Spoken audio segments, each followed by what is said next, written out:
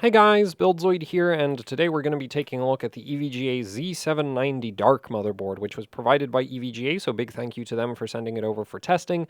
And with that out of the way, let's get into it, starting off with a word about the 90-degree CPU socket rotation.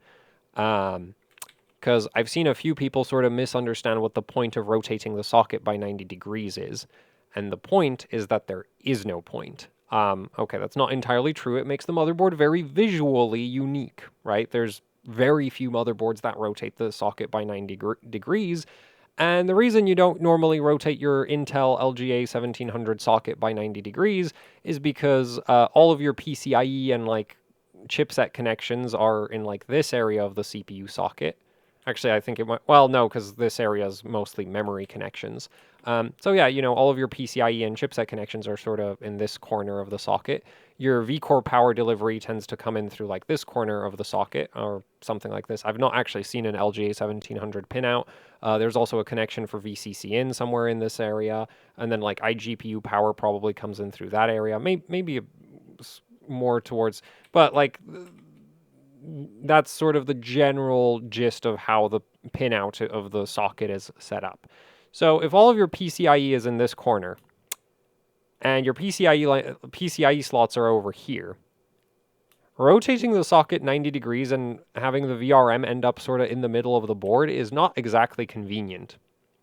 And that's why nobody else rotates the socket by 90 degrees. That's basically it. And you can really clearly see the impact of this 90-degree rotation on the back of the board, because just look at all these PCIe data lines and the great big, you know, U that they have to take around the VRM, because you can't run sensitive high-speed data lines through the VRM, partially because now you're wasting PCB layers that could have been used for extra power delivery, right? You could just have more layers of V-core, more layers of ground, connecting the socket to the VRM, which reduces your power, which reduces your power delivery impedance.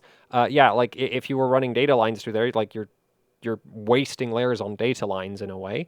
And the other thing is that the VRM itself, it's a switch mode power supply. So if you run your sensitive high-speed data lines anywhere near the switch nodes of the phases, yeah, that's bad. That's very bad. You're probably going to end up with the actual like switching waveform of the VRM just sort of superimposed on top of your PCIe signaling. In other words, your PCIe signaling would probably just not work at all. And that's why the PCIe has to go around the VRM. You know, and that's why we don't put the VRM in the middle of the board, and why we don't rotate the socket 90 degrees, typically. Now, EVGA can get away with this because this board has a 14-layer PCB, and so they could have had the socket at like a 45-degree angle or a 27-degree angle for maximum chaos, and they could have still gotten a perfectly functional motherboard out of it. But this is basically EVGA showing off their capabilities rather than really, or I guess more like showing off the capabilities of their PCB manufacturer. Because EVGA, actually most motherboard vendors don't produce their own PCBs. There's like PCB factories that are specialized in just producing PCBs. But yeah, so, you know, EVGA is just sort of showing off manufacturing capabilities by rotating the socket 90 degrees, because from a practical layout perspective, putting your VRM between your PCIe slots and your CPU is not convenient. It doesn't cause really any issues. Again, the board has a 14-layer PCB. There's plenty of layers to just go around the VRM with. Also, the board is very EATX, right? Like a standard ATX motherboard ends basically right at the screw holes. This thing is significantly wider than that. So they have even more space to just sort of go around the VRM that's kind of getting in the way of a lot of things. But another example of sort of like, and this isn't really so much showing off, this is more like a user aesthetics, thing, where it's the power connectors on the edge of the motherboard over here. Normally those power connectors are up in the top right corner because and we're going to go back to the front of the board, on a typical motherboard layout, right, you're going to have your VRM laid out something like this. And then you put your power connectors over here, and oh, the power connectors are like on the VRM. Like they're just right there. And it's great. You don't have to do anything. They're just next to each other. And, you know, so like the optimal location for the 8-pin power connectors on a board like the Z790 Dark would be like right here. They're not there because that would be stupid for like other reasons, right? Like if you're going out of your way to make a visually distinct motherboard and then you put the 8-pin power connector over here, like what are you doing? So no, the 8-pin power connectors are over here. And again, this is just one of those things that uses up more PCB layers because instead of just having the power connector basically right on top of the VRM, like you would in a standard orientation, now you sort of need to connect your, you know, relatively substantial 12-volt power connection from the 8-pin power connectors to the VRM. And you also have to, you know, balance that, like you've got your PCIe lanes and chipset connection, and you kind of have to also, you know, work around all of that. So yeah, this layout is very unique and, you know, very visually distinct. But from a layout perspective, let's just put it this way. If this board had a 6-layer PCB, it probably wouldn't, like, they probably wouldn't be able to do this, like, at all, because they would just run out of space. And so that's kind of the thing, is like, it does look cool. It doesn't have any negatives in its, you know, sort of implementation that we have here. There's no downsides to doing this, right? Again, like EVG, like this again, because this is basically EVGA showing off, hey, we can have the socket whatever direction we want.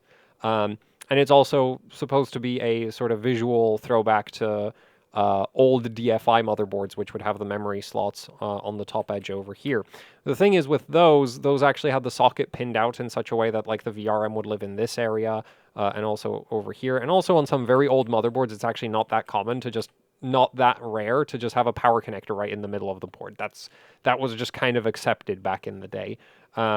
These days you wouldn't do that because that from a cable management perspective, that would be horrible. So yeah.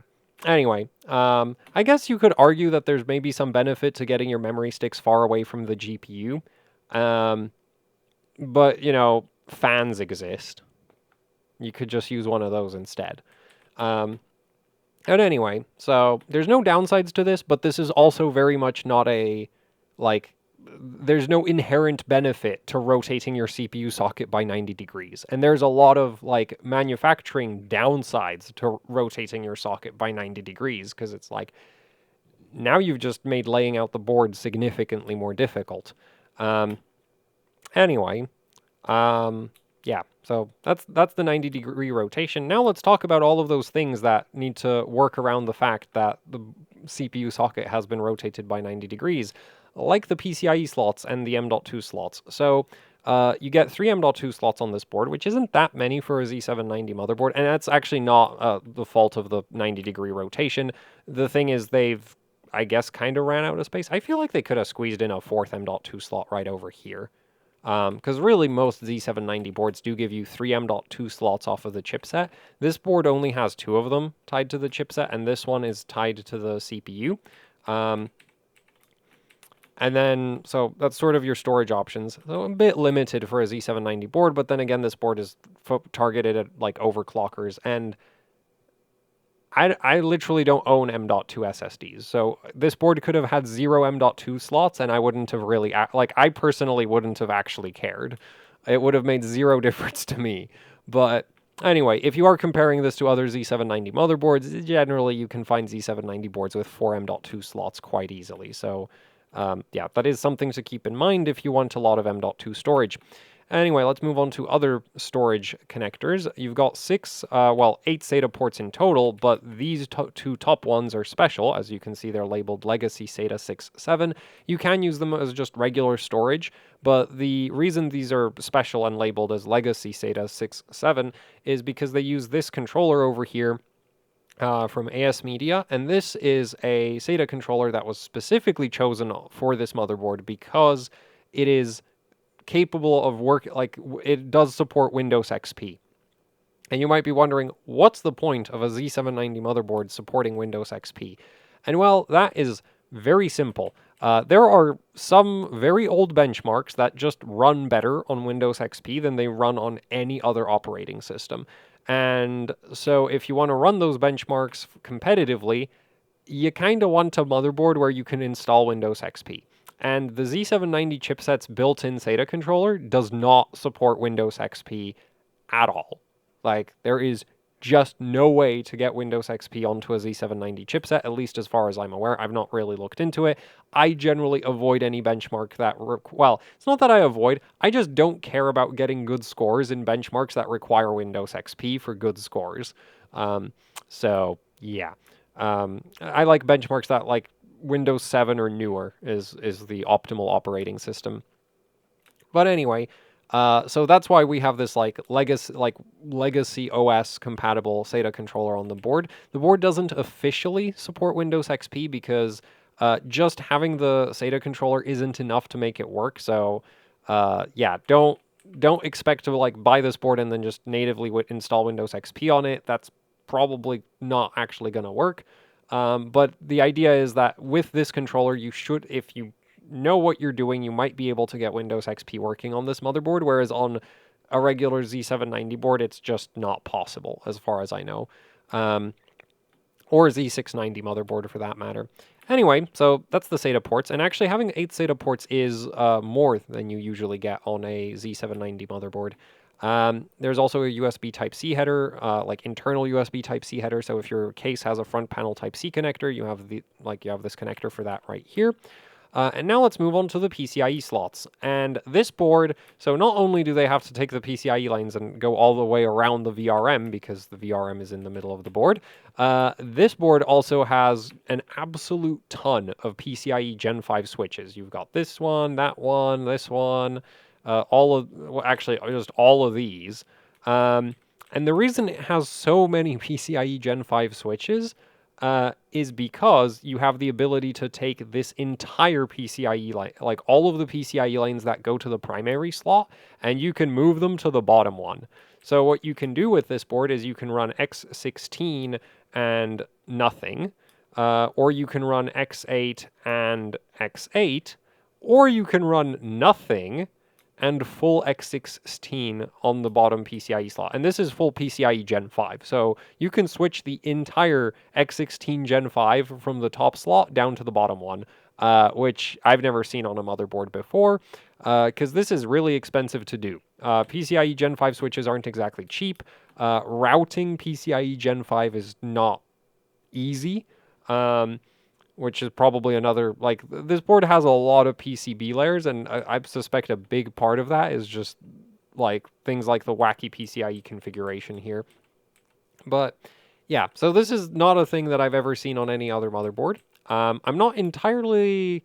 I suspect the reasoning behind this is that if you're running a GPU on LN2 and you have a big, like, backplate heating system, like, PCB heater attached to the back of the card, you can get it away from the VRM heatsink, because the VRM heatsink on this board is very tall, and so if you have some kind of thing sticking off the back of your GPU, yeah, it's not going to fit into the primary PCIe slot with the VRM heatsink that the board has. So having the ability to switch all the PCIe lanes down to the bottom X16 slot allows you to just have, like, theoretically, you could put an entire heatsink on the back of your card and it would be just fine. And you don't get any performance penalty because, like, this slot does full X16. But yeah, that's a very niche use case, but that's kind of, you know, what this board is aimed at, I guess. So, fair enough. And I think after the other costs that this motherboard has, just in terms of component selection, like, twice as many PCIe Gen 5 switches as what you normally see probably doesn't make that much of a difference. So, yeah, wacky feature, but, you know, understandable, though I can't really see any, like, regular user. I guess if you have one of those active backplates for, like, a 3090 or something, then, yeah, it'll help. Though the thing is, you could also just take off the VRM heatsink and the board will be fine. Like, the VRM is very overkill, so it's not like you need the VRM heatsink that much, or really at all, as long as you have some amount of airflow. And if you're just running benchmarks or something, you don't actually need the VRM heatsink at all. It's not going to overheat before 3D Mark finishes, or actually even like Y Cruncher, which is like the heaviest benchmark that people run competitively. Yeah, the VRM on this won't overheat before Y Cruncher finishes. So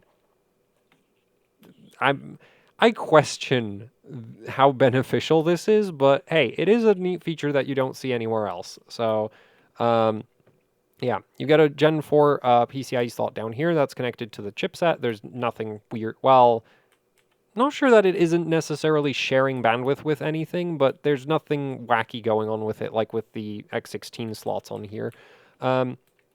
Anyway, you do get a 6-pin power connector for extra power to the PCIe slots, which doesn't really make sense on a motherboard where you can only run like 2 GPUs, because the thing is, like the reason these auxiliary power connectors for PCIe devices exist on a lot of old motherboards is because you could actually overload a 24-pin with like 3 or 4 GPUs.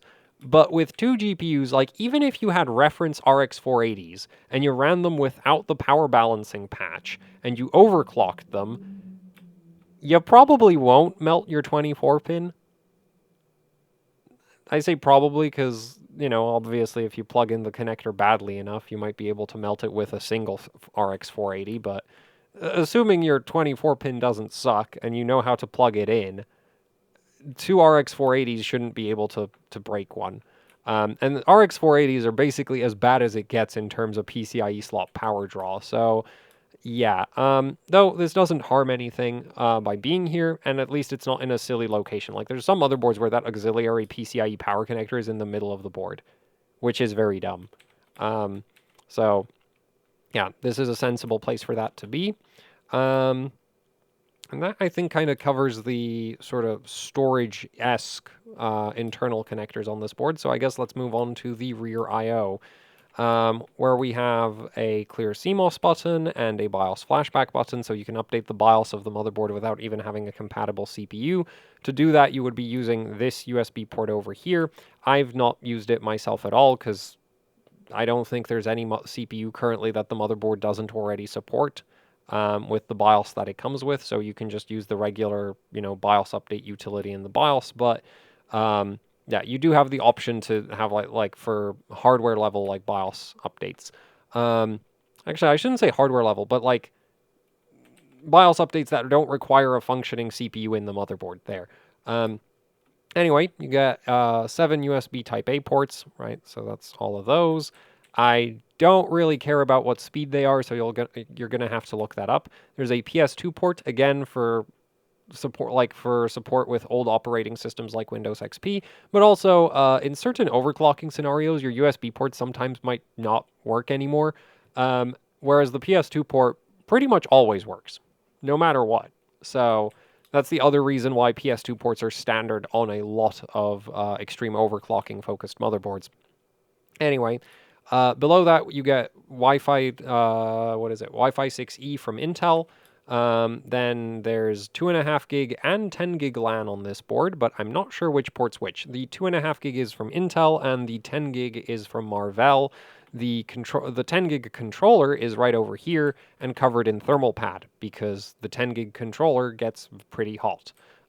So yeah, it has a like it's thermal padded to the VRM heatsink assembly. Anyway, you also get a USB Type-C port over here and a full set of audio ports, including an optical out. And that's the entire rear I/O. Personally, I really wish if they had 2 more USB ports right here, Type A's. I don't care what speed they are. Just I think, yeah. Basically, if I was building a daily system around this board, I think I would basically have every single USB port in the back filled with my current setup. And you know, that's so it's like right on the edge of not being enough. So I would have preferred to see 2 more Type A's, especially since like they have the space for them. Right? Like four stacks of USB ports are a thing, instead of just a 2 stack. But anyway, yeah, so that's the rear I/O. And now let's go back to internal functionality, but this time we're going to be going over overclocking features. and there is a lot of them. So you get a postcode, and then this as a sort of monitoring function. That's why, like, this isn't a 4-digit postcode. It doesn't read out bigger, postcodes. When it's posting, it just uses this portion. And then once it's up and running, you can actually go into the BIOS and configure this to function as a temperature sensor or a voltage monitor. And that's why it's 4 digits. Because, a 2-digit voltage measurement is just not useful, like, at all. Like, a 2-digit voltage measurement would just not be useful at all. Same kind of goes for temperature, because this board can actually do negative temperatures on the CPU socket. Down to, I think, minus 50. I haven't checked. And so for that, again, you need the extra digits so that you can, display a minus sign. But anyway, so yeah, that's why this has four 7-segment displays instead of just 2. Below that, you have a power button and a reset button. Then you get a safe boot button over here, which is my favorite button to ever be put on any motherboard. It allows you to get into the BIOS without clearing the BIOS if you punch in bad settings. So if you punch in bad settings and it doesn't want to post, you just hit safe boot and you're back in the BIOS with settings that do work. So that's great. There's a clear CMOS button over here, which you probably won't ever have to use because safe boot exists, but, it is more convenient than pulling the battery out of the board, the battery being over here. Anyway, so we've got that, and I guess we'll just keep going along the top edge. Over here you have a bunch of indicator LEDs, and actually there's also some indicator LEDs for, like, the memory slots, I think, for the memory slot. Yeah, they're almost certainly for the memory slots. Anyway, over here you have indicator LEDs for your PCIe devices, which you can turn on and off using these PCIe switches over here. I kind of suspect that the ability to turn off the M.2 SSDs using the PCIe switches over here is more of a a leftover of old EVGA boards that had, like, quad GPU support, and you wanted to have the ability to turn off any of your 4 GPUs on any of the 5 PCIe slots, or any of your 3, like, however many GPUs you had and whatever PCIe slots they were in, you'd want to be able to turn them off. I feel like this is a leftover, because I can't figure out why you'd want to turn off your M.2 SSDs. Though I guess maybe if you're, like, trying to get into the BIOS, turning off your boot drive so that it automatically kicks you into the BIOS might be an idea, I guess, maybe.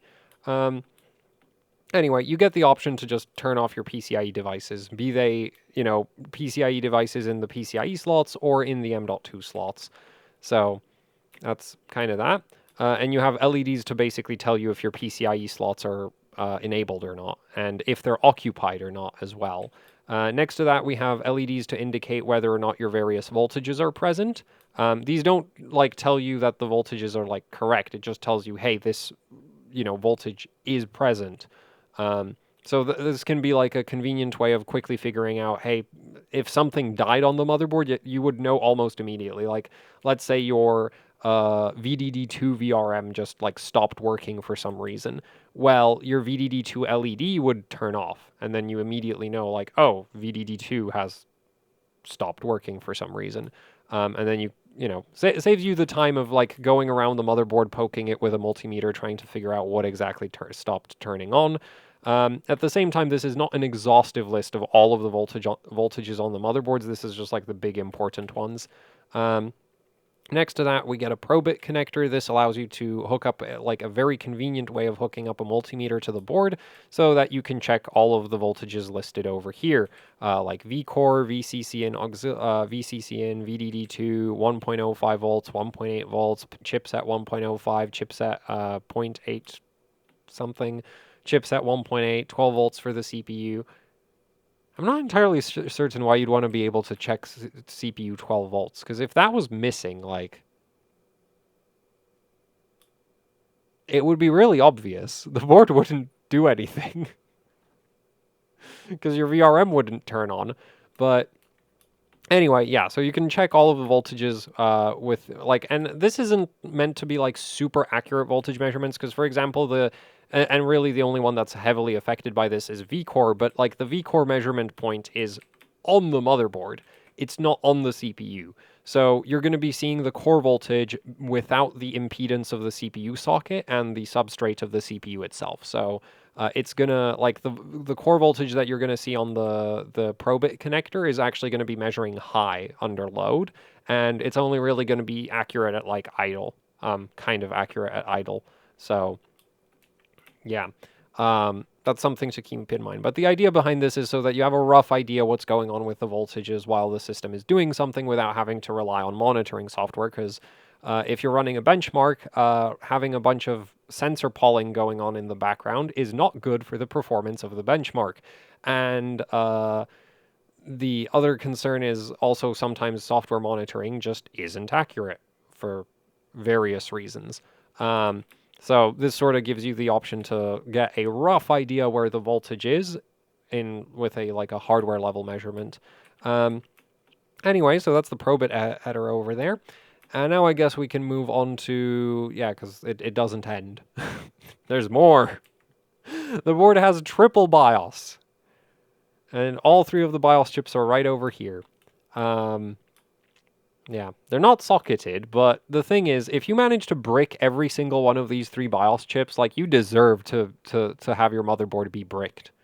Like, at that point, like, you're a lost cause. You don't deserve a functional motherboard anymore. But anyway, yeah, there's triple BIOS on this, which, like, the nice thing about this is you could potentially have, like, three different BIOS versions on the board at the same time if you're going back and forth between them to compare like memory overclocking performance or something, because that's usually what changes between BIOS versions. And you have a switch to switch between those three BIOSes, which is over here, and you have some LEDs to tell you which BIOS is active. So yeah, that's nice. I mean, personally, I consider dual BIOS to be more than enough, but I mean, this is definitely more than enough, right? Like, because it's three, it's more. So, yeah. Anyway, you also get a slow mode switch over here, which allows you to just immediately drop the clocks of the CPU to, I think it's 800 meg. I think it's the 8x ratio for modern Intel CPUs. So the idea behind this is if you're on LN2 and you're just like setting up the operating system, or you're saving a screenshot, or doing whatever, like setting up the benchmark, and you're on liquid nitrogen, so you don't want to be burning through LN2 because your CPU is idling at 6 gigahertz. Right, or idling at 7 gigahertz. You don't want to be doing that. Well, you have the slow mode switch to just drop the CPU to some very low clocks. And then when you're ready to run the benchmark, you just flick the slow mode switch and the CPU is back to full speed. So yeah, that's what that's for. And okay, we've got all of that. The front panel headers are color coded, which I do appreciate. I wish more motherboards did that.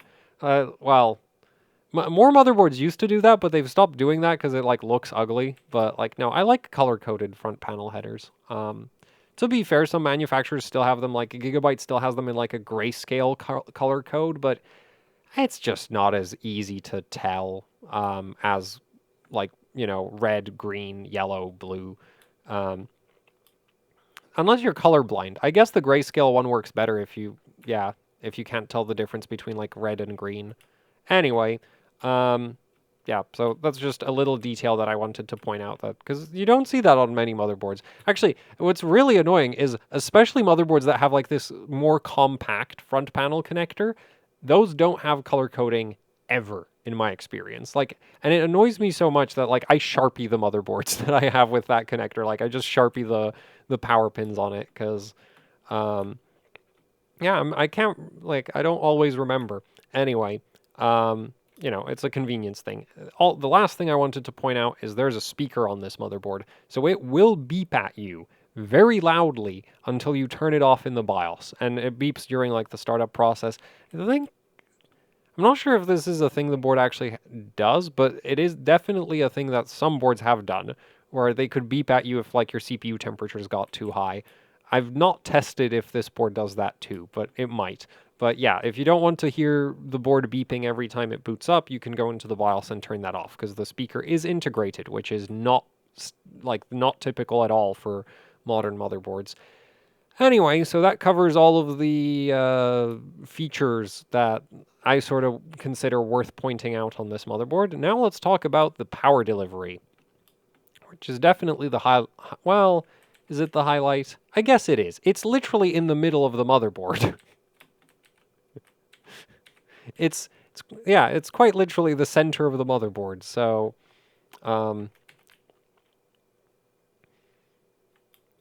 this, and actually, yeah, so, well, the first thing that I guess you should know about the power delivery on this board is that it doesn't power the iGPU. So, and you can also see that, like, there's no there's no display ports or HDMI ports in the rear I/O, and that's for the very simple reason that there's just no iGPU power delivery on this board whatsoever. This board is literally incapable of turning on the iGPU because there's just no way to power it.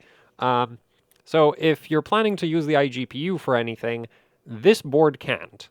Because, yeah, there's no iGPU power rail.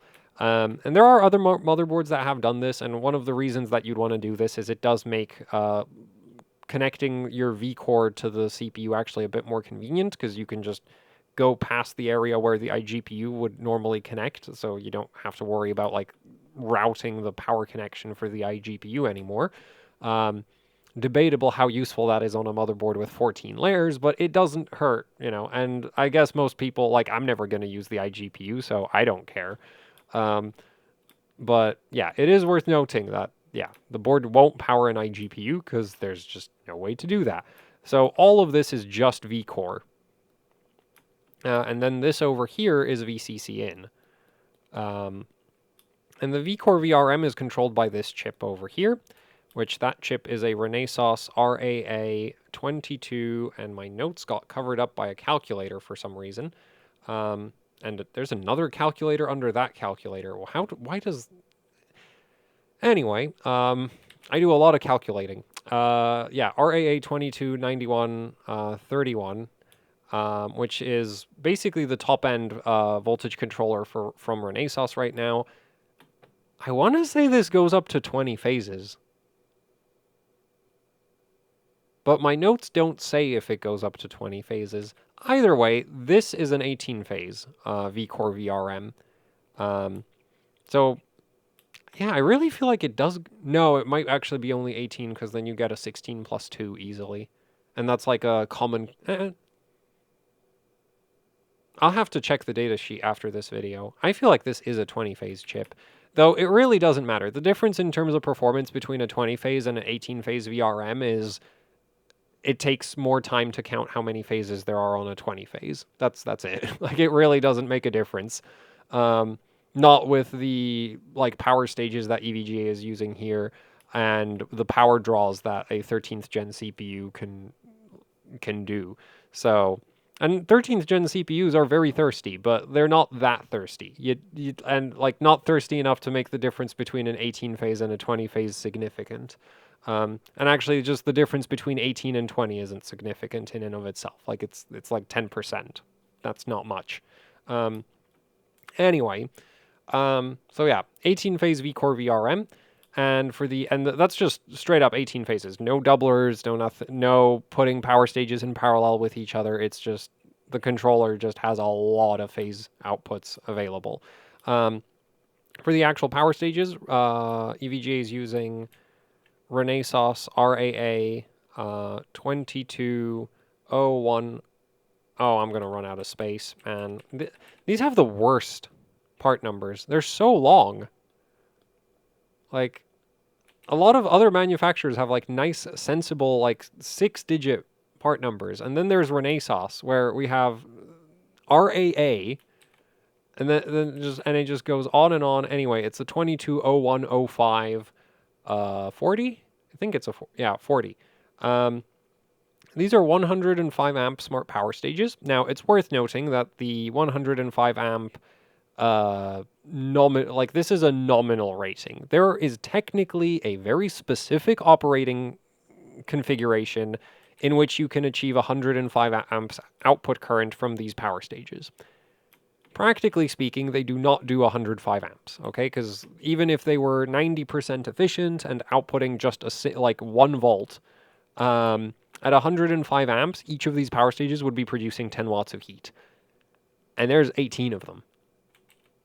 Not like you'd have like 180 watts of heat coming from the VRM. Like you're going to need a substantial cooling system at that point. So really, this is more of a, like, this isn't a, like, oh, the VRM can actually handle 105 amps per phase.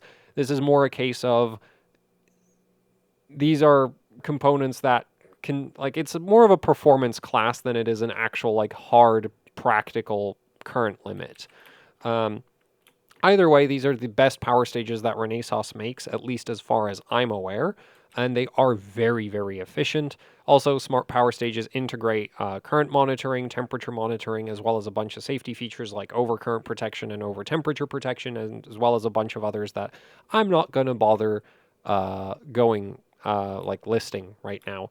So yeah, in terms of the controller and power stages used, this is basically as good as it gets from Renesas. And well, Renesas components are very good. So that's kind of that. Anyway, in terms of current or in terms of like expected VRM efficiency on this board, it is unsurprisingly very high. At 1.2 volts output voltage and and a 500 kilohertz switching frequency, which is the default switching frequency for this board, and also changing the switching frequency of this board doesn't affect voltage regulation in any way that I can actually measure. So I'm going to go ahead and say that changing the switching frequency on this board is absolutely pointless and does nothing, because yeah, I can't measure it. I've not noticed any like overclocking capability differences whatsoever. And so just keeping the board at 500 kilohertz is actually very sensible. And the heat output that I'm going over here is just the inductors and the power stages combined. It doesn't include power losses in things like the CPU socket, in the power plane of the board, that kind of thing. But anyway, so for power stage and inductor losses, a 200 amps output, this VRM should produce about 15 watts of heat, which is less than a single watt per power stage, which means, yeah, you can totally, like, you can do 200 amps of current draw on this board without a VRM heatsink on the board, and it won't care at all. It'll just, yeah. Massive overkill for 200 amps. At 300 amps output, also you have to consider this board has a 14-layer PCB. There is a lot of copper under these power stages. That's actually probably one of the bigger differences between this board and a lot of the other high-end boards is like, yeah, there's a lot of motherboards with a lot of high-end smart power stages out there.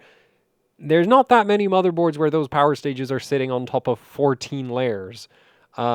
Which is a pretty significant difference in terms of the PCB's own thermal dissipation capabilities. And also, like, EVGA has these exposed, and I'm not really a fan of this because this is 12 volts. Like, this right here, this isn't ground. That is just straight up 12 volts on there. That's the 12 volt power plane on the top layer of the PCB because, like, it comes into the power stages. And to be fair, the reason they're doing this is it does improve the thermal transfer from it does improve the ability of the PCB to lose heat. But that's exposed 12 volts. So just kind of keep that in mind. Like if you had water spill like here, bad, very bad. So yeah, because that is a whole lot of just, and that's, yeah, just exposed 12 volts and it's gold. So it's not like it's gonna, like, in some cases you might be saved by like an oxide layer building up on something, but gold doesn't build up an oxide layer. So yeah. Anyway, but this is actually, like, from a thermal perspective, this does help with thermal dissipation.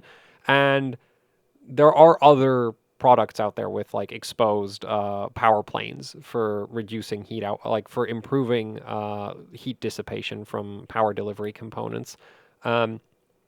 Like you can get power stages with exposed switch nodes for the same reason, to just reduce, like, improve thermal transfer out of the power stages. But anyway, so yeah, like this board really doesn't need a VRM heatsink at 200 amps output, and it Probably doesn't need one even at 300 amps output, as that would only put the power stages and inductors at around 23 watts of heat output.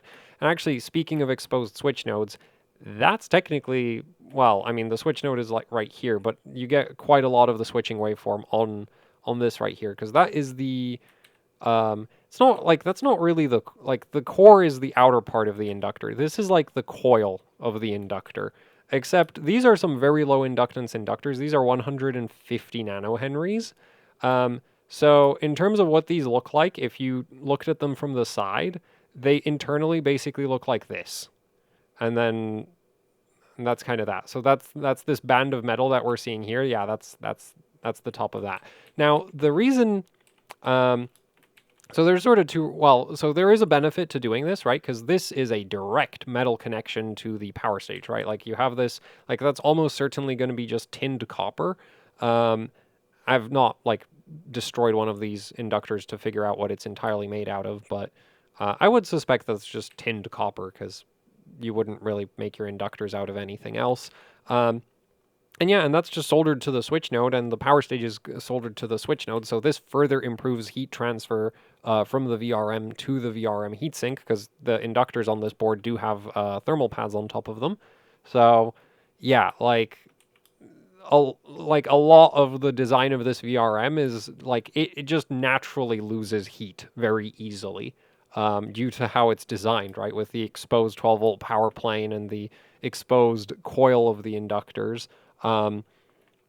So yeah, just kind of really optimized for heat dissipation. Also, the very low inductance means that these inductors have a very, like, for a given size of inductor, the lower the inductance, the less DC resistance you're going to have. So the inductors themselves on this board really shouldn't produce a whole lot of heat either. Anyway, at 300 amps, you should still be able to get away with running the board with no VRM heatsink. Also, you've got, again, the 14-layer PCB. Like, yeah, this board is just like, why does it come with a VRM heatsink? Like, wouldn't you, like, it would look better without it. You could admire the work of art that is this power delivery system, instead of having a big, ugly heatsink on top of it. Anyway, at 400 amps output, which you're never, ever going to... No, you're not hitting that. No. Yeah. Well, maybe if you went like direct die and had a water chiller, you might be able to sustain 400 amps for a while. At that point, the VRM would produce about 32 watts of heat, and now you do need a VRM heatsink. But practically speaking, if you're not like going direct die cooling, and even if you're on direct die, you'd probably still need a water chiller. 200 to 300 amps is basically the limit of what is coolable on 13th gen CPUs. And in that range, this VRM is not going to be really working very hard at all. So yeah. Anyway, let's keep going for just for fun. So at 500 amps output, the VRM would produce about 44 watts of heat, and yes, definitely need a heatsink at this point. But we're also talking about current draw in the territory of like LN2 overclocking. And the thing with LN2 overclocking is, well, benchmarks tend to be kind of short. Like Cinebench doesn't take that long to run. And so even though this sounds like a lot of heat, like it takes a while for 44 watts to heat up a VRM that occupies this much physical space, right? So yeah, like if you're like LN2 overclocking this board, you don't need the VRM heatsink. In fact, you're probably going to be struggling, like if you're not using a socket heater, you're probably going to be struggling with the VRM getting covered in ice. So yeah. It is very overkill. 600. The bigger problem is actually it'll get like covered in ice, and then the ice will melt when you go under load. But the thing is, there's a difference between, you know, the VRM getting warm enough that like ice melts, which happens at at 1 degree Celsius, versus the VRM being so hot that it's actually a problem, which is like over 100 degrees Celsius. Anyway, 600 amps output, the VRM would produce about 61 watts of heat. And you can already sort of see the trend of like, yeah, this 105 amp figure, like, no, you're not putting, you know, 18 times 105 amps through this VRM. That's not going to happen. It's going to be completely uncoolable. But 300 amps is kind of nothing for this board's power delivery.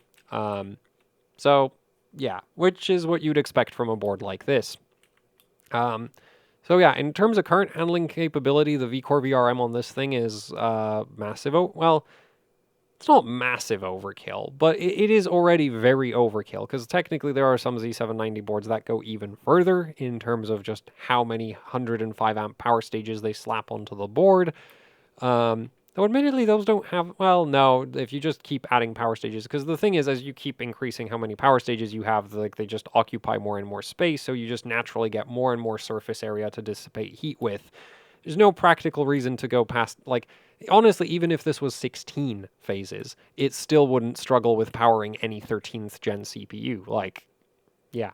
Especially with all of the like extras that EVGA has done to like improve heat dissipation from this VRM without even the heatsink being present, right? Like, again, the exposed power planes, the exposed inductors. Yeah. So current handling wise, overkill. The EVGA could save some money by not bothering to ship the board with heat sinks. I'd appreciate that. Board looks better naked. Anyway, let's talk about the VCCIN VRM, which is controlled by this chip over here, and that is a Monolithic Power Systems MP2940, which we see on a ton of motherboards. For VCCIN specifically, and it's a two-phase, and we get some tiny little, like, adorable little mini power stages. Actually, I think these are still smart. Yeah, these are adorable little mini smart power stages.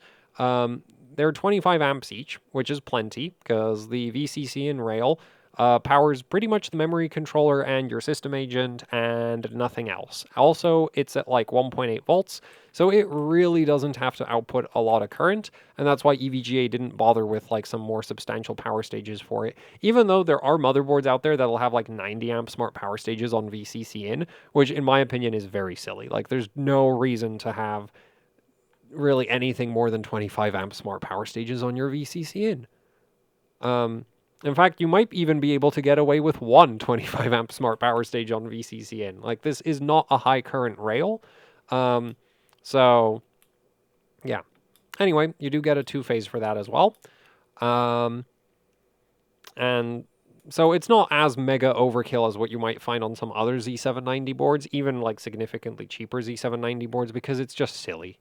Like, the boards where you have like 60 amp smart power stages on VCCIN, like, most of those manufacturers are doing that because they're ordering so many 60 amp power stages for other things that it's just kind of like, well, we've already got these, so we may as well use them kind of deal.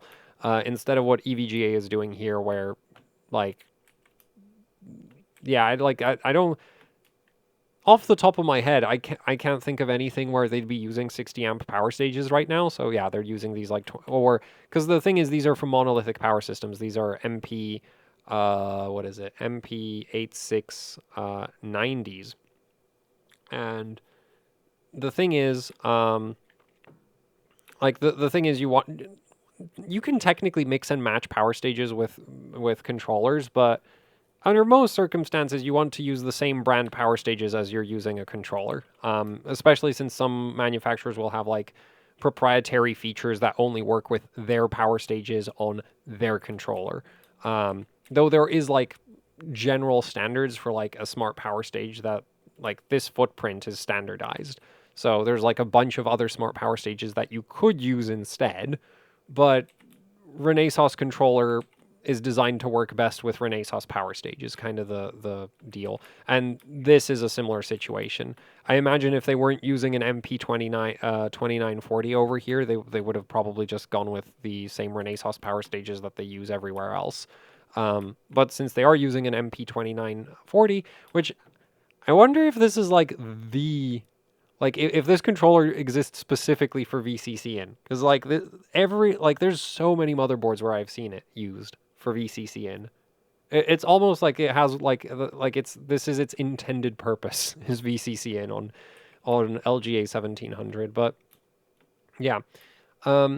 Anyway, so we've got like a sensible VCCIN rail, which looks kind of out of place next to the mega, overkill vCore VRM, but it doesn't hurt anything.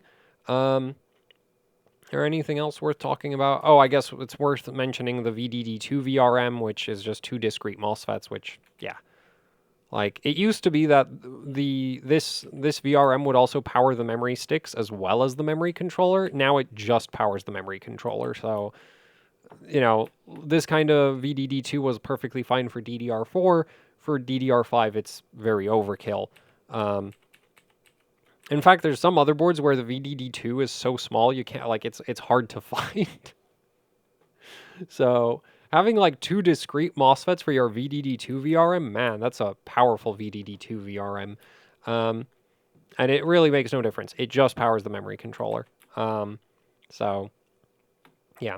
Anyway, let's talk about the voltage regulation, I guess, for vCore. It's really good, which is really unsurprising considering that, you know, we've got, I went ahead and counted them because I have issues.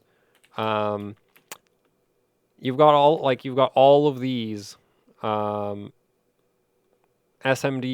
aluminum polymer capacitors. And I really do appreciate how like EVGA actually, like, if you look at the capacitors here, right, you can very clearly see the difference between these and these. And there's a reason for that. So VCCIN sits at around 1.8 volts, and you might want to raise it to like 2 volts plus, right? In some scenarios, you might benefit from running it above 2 volts. Now, aluminum polymers are the best in terms of ESR and ESL.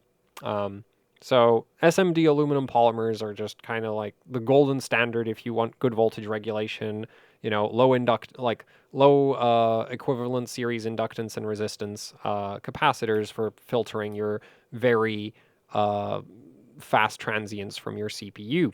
However, they don't tend to, well, that performance advantage falls away quickly if you start buying them rated for anything higher than like 2.5 volts. So for a power rail for like VCCIN, it makes sense to use tantalum polymer capacitors instead, which are generally cheaper, especially if you're getting them for higher voltages. Whereas for vCore, EVGA did go with the SMD aluminum polymers. I'm not sure which exact ones these are, but they are 470 microfarads each. And in total, there is 26 of them, which is a lot. And the reason this is kind of significant is the more capacitors you put in parallel, the lower your equivalent series inductance and series resistance becomes, because all of those inductances and resistances of each individual capacitor end up in parallel with each other. And so using fewer or using more lower capacitance inductors gives you better voltage regulation than using higher capacitance inductors in smaller quantities. And it's pretty standard for most like Z790 motherboards to have like 10 not 26. 26 is a lot of capacitors for a motherboard. Really, this looks more like a GPU's power delivery system than a CPU's power delivery system. And also, most motherboards use through-hole capacitors, which just get absolutely demolished in terms of equivalent series inductance because legs are bad for equivalent series inductance. Actually, it's not necessarily even the legs themselves. It's actually just the physical shape of the capacitor being a can. But yeah, so this is basic. Like as far as filtering goes, this is as good as it gets for capacitors until you get to like ceramics, which are even smaller, lower capacitance, lower ESR, lower ESL, and significantly more expensive per microfarad. So yeah. Which is kind of interesting that like EVGA didn't even bother to populate all of them in the CPU socket, which is interesting. However, I have measured this board with an oscilloscope. I dare say it's the best LGA 17 motherboard that I've measured so far. Yeah. It's the best board that I've measured. And I'm pretty sure it will continue to be the best board that I've measured because that's been the case with other dark boards from EVGA in the past as well, where the voltage regulation was just absolutely amazing. And well, we can clearly see why. You have a ton of SMD aluminum polymers, they're relatively high capacitance individual. Like each of them is relatively high capacitance. There's a ton of them. They did mix in some extra multi-layer ceramics outside the socket, which is an interesting sort of design choice, considering that like they're leaving some of them out inside the socket. But yeah, though I don't think all of these are V-Core. Maybe, hard to say. I didn't check, so I'm not going to speculate more on that. But yeah, so just like in terms of capacitor configuration, this is about as good as it gets on a motherboard. And then the other thing that they've done is 150 nanohenry inductors. You get much less overshoot with low inductance inductors. It really doesn't affect your... so if you have a transient happening, you sort of have...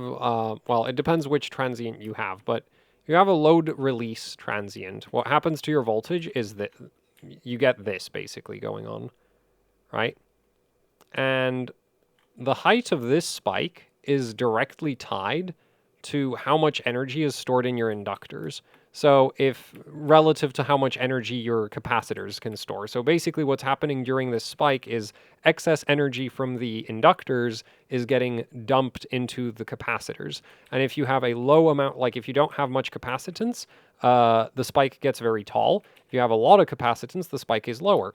If your capacitors are very slow, the spike gets kind of lopsided to one side or the other. So you can get like spikes where you have like a initial very fast short spike, and then the capacitors like initially like your multi-layer ceramics get maxed out, and then the polymers catch up, and all gets very weird. That's why we don't just use one type of capacitor for absolutely everything. But the other thing you can do is not just have more capacitance to lower the spike, you can just have less inductance, and then there's less energy going into the spike to begin with.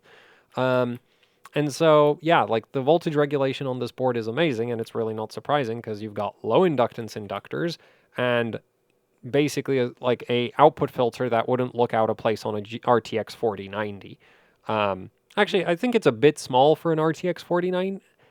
Yeah, it might be a bit small for an RTX 4090, but like it's very much a GPU style VRM like output filtering setup, as well as the inductance. Like GPUs also generally use very low inductance inductors because GPUs are extremely hard on their power delivery compared to CPUs. And yeah, this really does look more like a GPU VRM that somehow ended up on a motherboard than a typical motherboard VRM.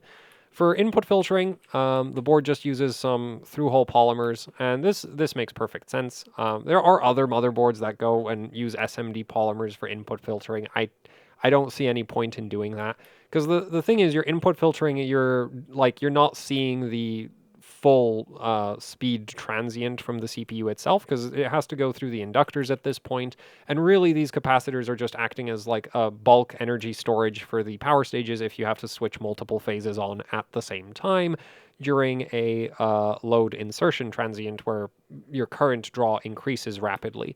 So these don't have to be super ridiculously fast. So yeah, through-hole capacitors for input filtering have my full approval. Yes, technically you could use tantalum polymers for input filtering, or even SMD polymers. You could. There's no real like practical reason to do that. And these are Nichicon. I suspect these are SP caps from Panasonic. I don't think I mentioned that. And these seem to be pause caps from Panasonic. Anyway, the input filtering capacitors are just Nichicon FP caps, which you find on like every high-end motherboard these days, except MSI, who likes to use Chemicon.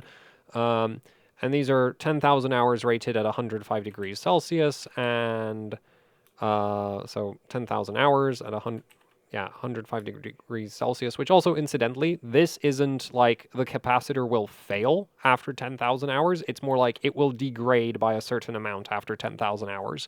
So they'll still actually work mostly just fine, because it's not even like a 50% degradation, it's like 20%.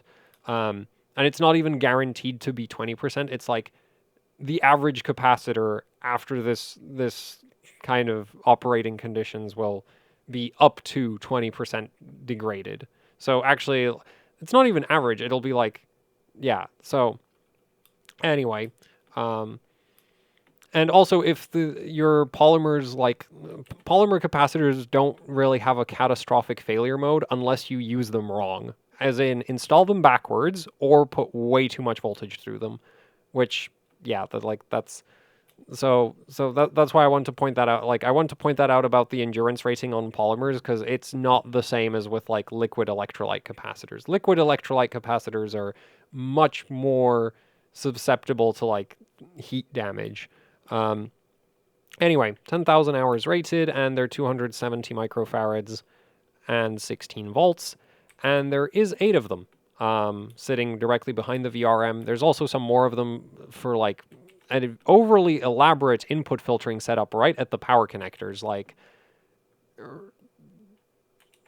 But yeah, EVGA. So, like, I mean, there's many things about this motherboard that could be described as overly elaborate. So, anyway, yeah, so we have more input filtering right at the power connectors, as well as input filtering inductors. And you get like a dedicated input filtering inductor per 8-pin power connector, which like you never. Yeah, this is just not a thing you see on other motherboards. They just put one inductor and both power connectors go through the same one. It does. Actually, some manufacturers don't even bother with an input filtering inductor at all. So this is. Because the thing is, the input filtering inductor, like, it sort of just keeps the switching noise from the motherboard on the motherboard. This isn't like your power supply has, unless your power supply is completely trash, your power supply is not going to be producing as much switching noise as your motherboard's VRM is. So this is really more to like lessen the load on your power supply than it is to lessen the load on the motherboard. If anything, it actually puts more load on the motherboard's capacitors because it prevents the power stages from trying to pull too much current too quickly from like the power supply end of things. This like slows down the current transients a bit. Anyway, where was I going with this? Yeah, so like the input filtering is arguably overly elaborate, and there's 8 of the 270 microfarad caps directly behind the VRM. Most motherboards will usually have like 6, so yeah, it's a bit more. The input filtering, especially on motherboards, isn't that important. On GPUs, it can be, but on motherboards, this is very much well into the territory of overkill. Man, I just noticed that they're using like mixed input filtering capacitors behind the power stages. Really, just spared no expense. Like, I was expecting to see more of this, but like, nope, there's a 0603 and a 0805 next to each other. The idea being that like the 0603 is even faster than the 0805, so when the power stage turns on, you sort of, the initial, like the fastest part of it goes to like the little capacitor, then the bigger capacitor, then the big polymers. Each power stage has its own set of multi-layer ceramics. This is standard, but the fact that they're like mixing different size capacitors is kind of more than you usually see. Like there's quite a few motherboards where you'll just have 2 of the same capacitor next to each other. Instead of a setup like this. There's also some small capacitor, like multi-layer ceramics right on the output of the VRM, which I do believe these are to handle the initial turn on of a phase. Yeah, like the power delivery on this motherboard is just like, both in terms of like thermal design considerations as well as just input filtering, output filtering, voltage regulation, like it goes all the way on basically everything. So, yeah, which is what you'd expect from a dark series motherboard. Now, let's talk about the memory topology. So, this is a 1 DIMM per channel motherboard, right? So, you have one, well, technically speaking, DDR5 has 2 memory channels on each memory stick. You're not going to install half a DDR5 memory stick, so we're going to go back to calling it 1 DIMM per channel. So yeah, you get 1 DIMM per channel, which is still technically correct, because, like, it's like half a DIMM per channel, I guess. But anyway, yeah, it's a 1 DIMM per channel topology. So you just have a direct connection from the memory controller to your one memory stick. And the reason this is done is it just solves issue like any of like so with DDR5 you're actually not going to see a T topology just at all. I don't think it's a thing. With a daisy chain topology, one of the issues you run into is that the DIMM slots just like existing means that you have unterminated pieces of wire hanging off of your like data bus and command address bus, and this is bad when you have very high speed signals traveling through a trace. They end up like bouncing off the end of parts of the like if there's just a bit of wire hanging off of the trace, like it'll just bounce off of that. So, and then it'll cause interference on the rest of the trace. So, overclocking focused motherboards will basically eliminate this by just not having the extra DIMM slots, and then you get better signal integrity.